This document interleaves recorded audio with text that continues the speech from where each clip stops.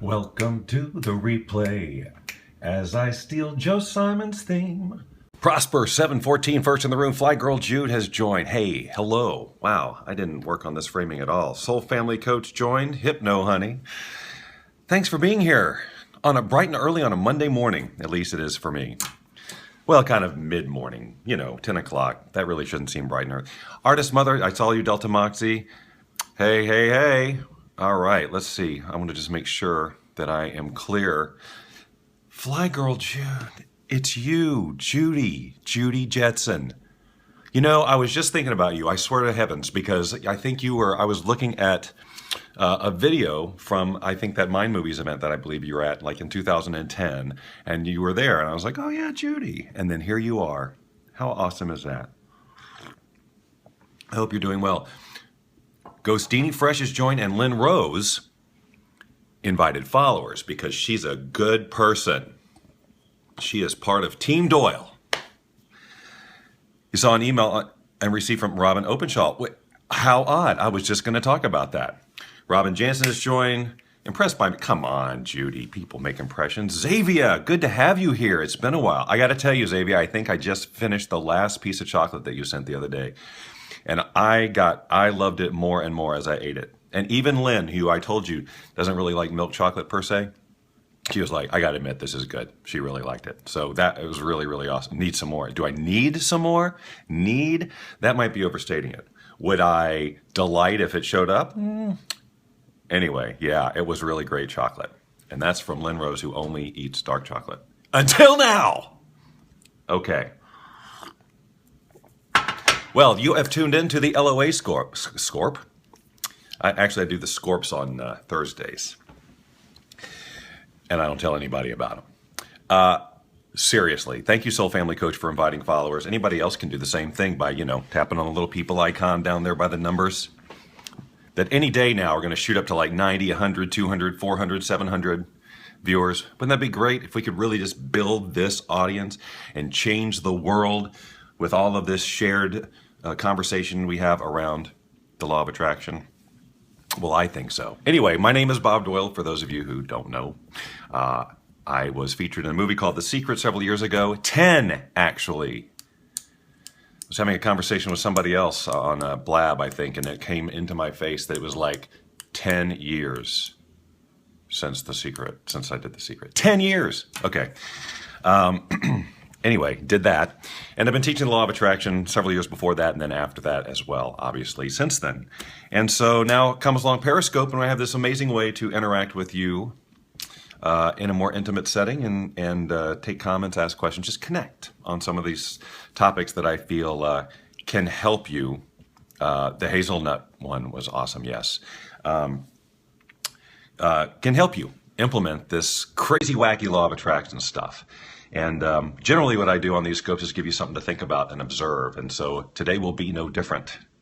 So we are talking, as they continue to discuss chocolate, which is totally cool with me. You guys can talk about whatever you want to. But once I start talking about topic, I have to stop looking at attracting the chocolate bar. I have to kind of stop reading the comments because I'll get very sidetracked. So a couple of little announcements, though, because it was mentioned the email from Robin Openshaw, which she is part of the Be the Change project that I talked about, Be the Change tour. And I've been talking about this on the scopes, and I want to be talking about them because I'd love to see you there at any of these tours that we're doing. So let me just tell you briefly about it because it's an opportunity for us to get and meet in person and talk about this really cool subject of being the change you want to see in the world. Briefly, the quick way to get the information on it, because I did a whole scope on being the change and that whole thing, and then first introduced what this tour is about. But I'll be in Northern California. It's 30 of us. We're going all over the country, and we're talking on the subject of Be the Change. And my tour dates are in March of 2016 in the Northern California area. And if you go to boundlessliving.com/be-the-change, boundlessliving.com/be-the-change, no spaces or anything, you can view the scope that we did about being the change you want to see in the world, and also find out more about the tour, when we're going to be in your area, who's going to be there, what we're going to be talking about, And I think we're in the early bird ticket piece right now, so you can, and there's a coupon code on that page too, so you can, if you want to go and see us or meet me and all that, there's options for doing a VIP level where you can sit and watch me stuff food in my face together as you also stuff food into your face. That is, we'll be sharing dinner together. Thank you, Fly Girl, Judy. See, I can remember you. I can never remember anybody else's, I shouldn't say never. Hey, Melanie, thanks for inviting the followers. Okay, receipt. I don't know what you guys are talking about. All right, here we go. So yeah, Be the Change, boundlessliving.com/be the change to find out about that.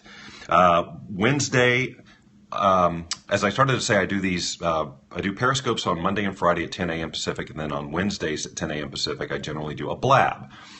If you're not familiar with Blab, it's a different broadcasting platform, except that in addition to me, I can have about 3 other people in this sort of video room. And so it's great for interviews and discussing more interactively with you guys on a particular subject. This week, though, I'm going to be doing it 4:30 p.m. Pacific, 4:30 p.m. Pacific, because I'll be talking with Trish Kuhl, who's one of my Balanced Living coaches, and she is across the world.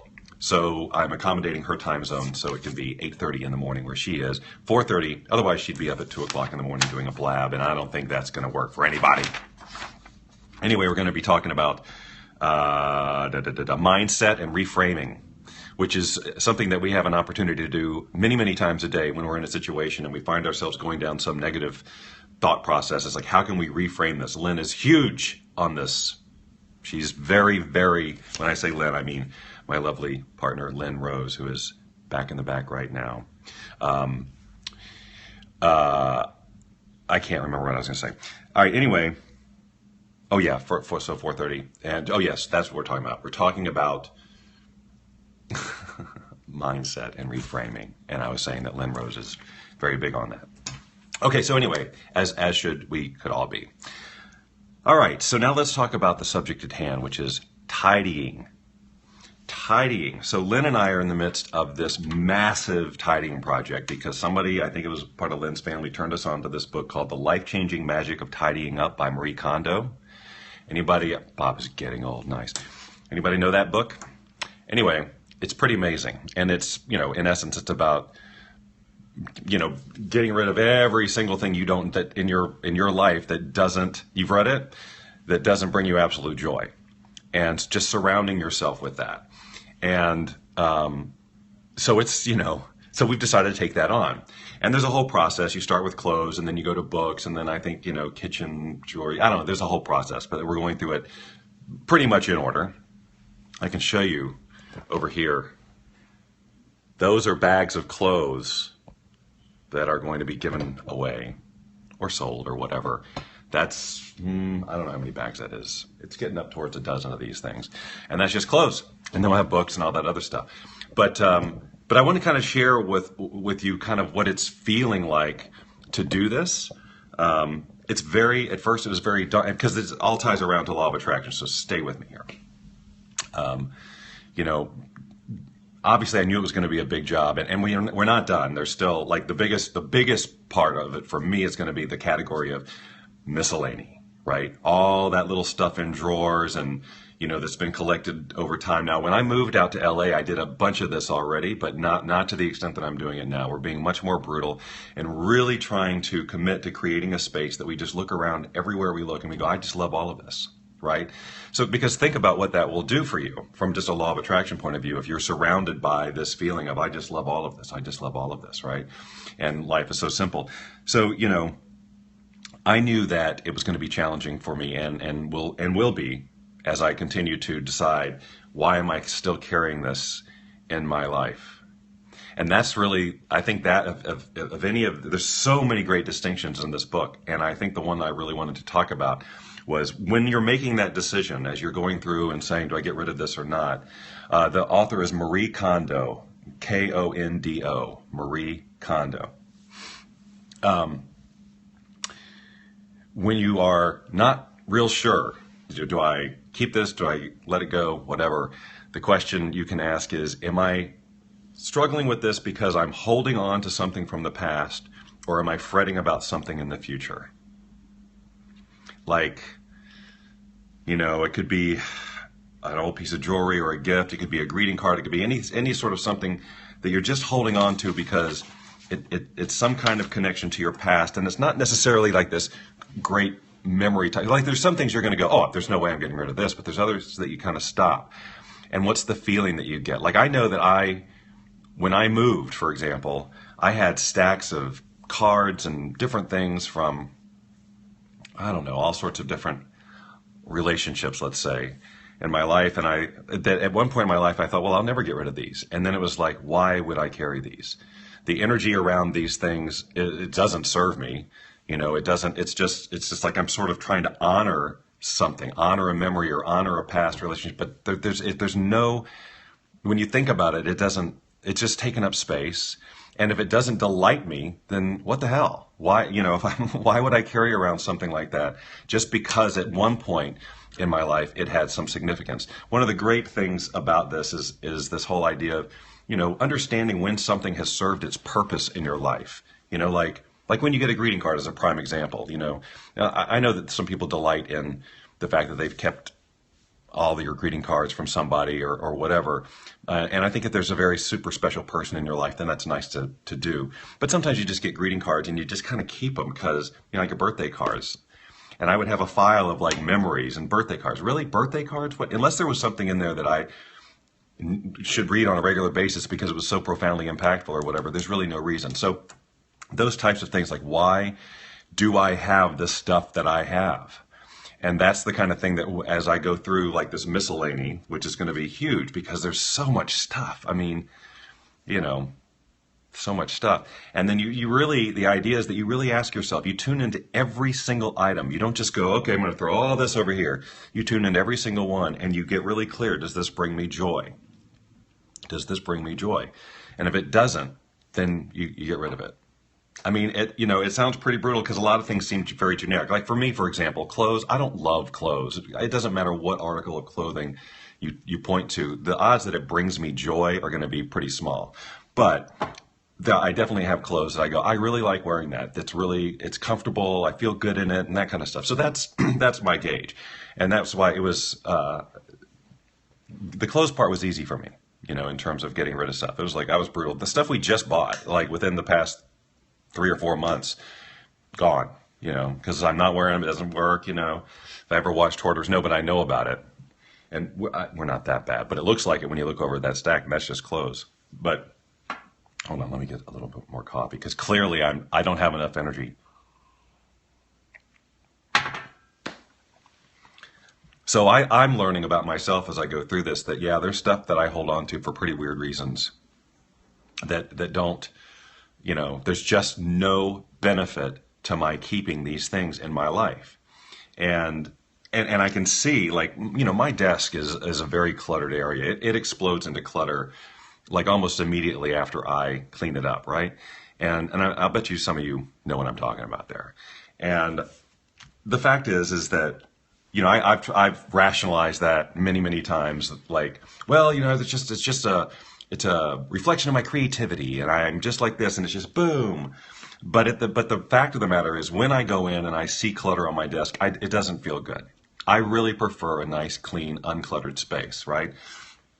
So that says something to me that this clutter, this mess, you know, and I was much worse before I moved. When I was in Atlanta, I had way more stuff. I mean, I significantly decluttered my life when I moved out here. But slowly but surely, I've got these little things, you know, popping up around my room, the little things that were cute for a while, but they've served their purpose, and do I really need them in my space? And when I look at them, do they bring me joy, or is it just sort of burn, you know? Yeah, so we're going to be doing a lot of donating, you know. A lot of unclothed people will be clothed. And they'll be walking down the street, and they'll say, hey, is that Bob Doyle from the sea? No, but those are his clothes.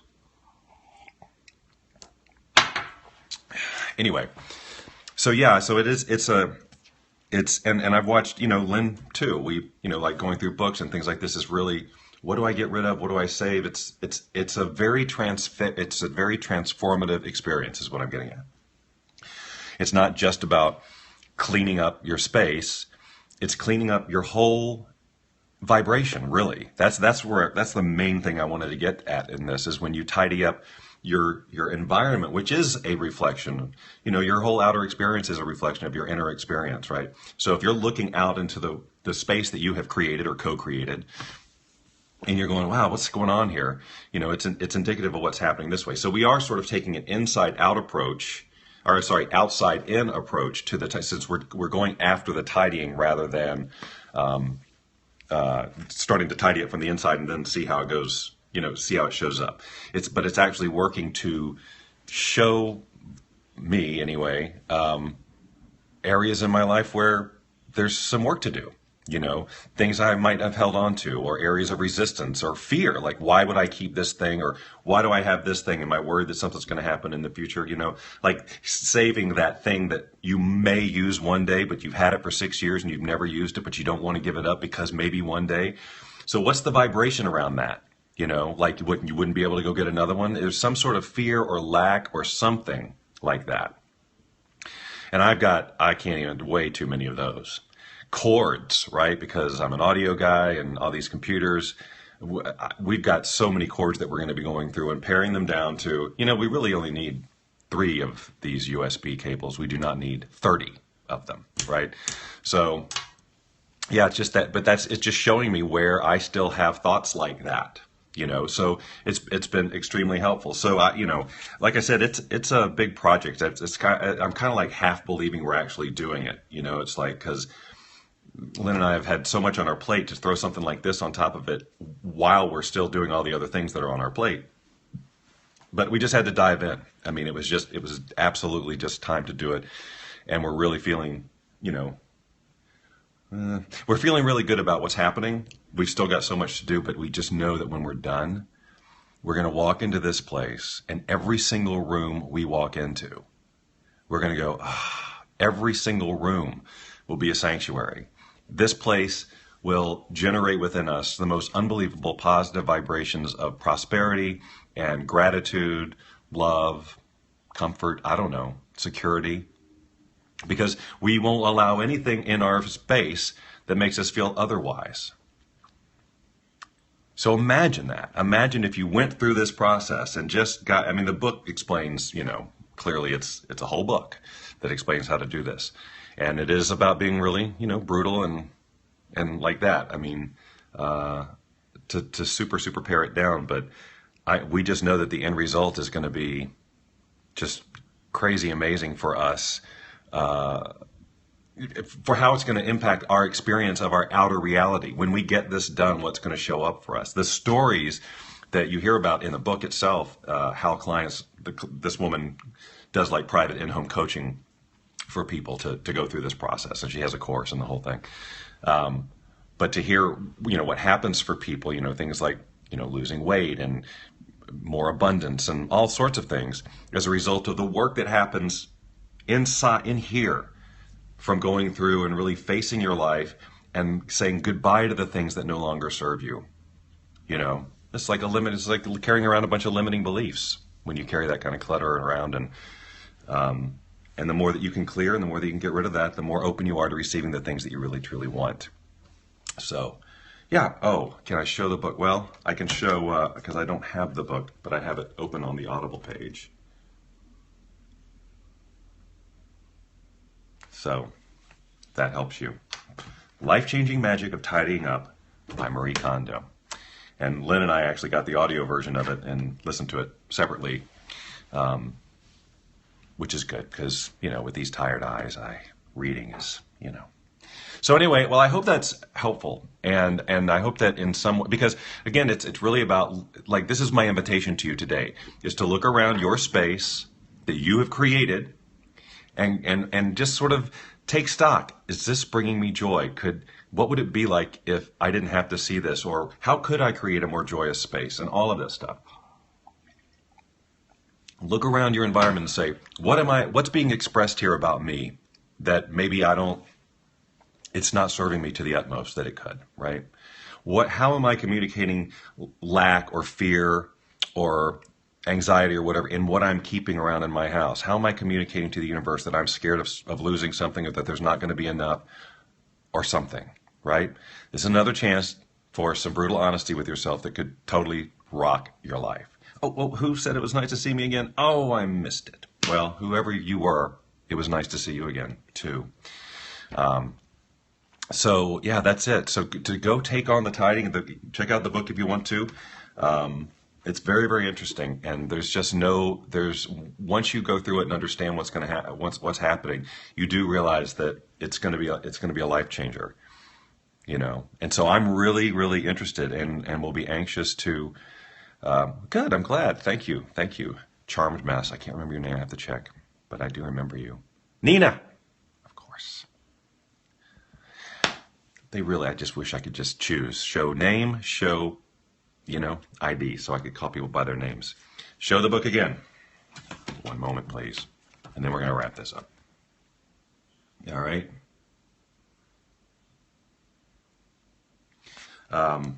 So just one last reminder, boundlessliving.com/be-the-change while the tickets are still at some sort of a discounted price. It would be great to see you there in March. All right. Not stopping now until my desk is spotless. Yeah, my desk is, you're supposed to do it all in a certain order. We're kind of scattered only because we want to do this together. But like Lynn, for example, of course, has many more clothes than me. So she finished her clothes part, so I moved on to a thing. And so we're kind of, but the net result is we're going to get through this I don't know when, but the whole idea is that you do it all in one shot. Like we don't do it this weekend and then wait till next weekend. It's like every day we keep it going. Thank you, Judy. That's very nice of you. All right, you all. Thank you so much for being here. Thank you for joining. Thank you for following. Thank you for sharing. All of it. And, I'd love, at this point, I wanted to kind of check in, not right now, you don't have to do this now, but something to think about, or you can contact me through Facebook or however you want to do it. But other topics like you'd like to hear me discuss on these scopes or blabs, people that you might like me to talk to, interview, anything. I'm really here on these blabs and periscopes to serve you and give you what you want and some value and all of that. And, most of the time it's just ideas that occur to me, all right, intuitively. Puppies and ukuleles. Yes, let's do a Law of Jackson scope on that, where I'll just play the ukulele with Cody in my lap, and we'll sing, I'll make up Law of Attraction related songs. How about that? It'd be interesting to see the viewership on something like that. All right, everyone, enjoy your day, enjoy your week, enjoy your month, enjoy your year, enjoy your life. And if you take on this tidying thing, let us hear from you, because I'd love to. We could compare notes and stuff like that. Obviously we're taking before and after pictures, and I'm sure Lynn will create some amazing video at the end of it to show the progression of what we've done here. But anyway, I will talk to you again for sure on Wednesday at 4:30 Pacific time on Blab, and then again here on Periscope Friday at 10 a.m. All right, thank you, one and all. We'll talk soon.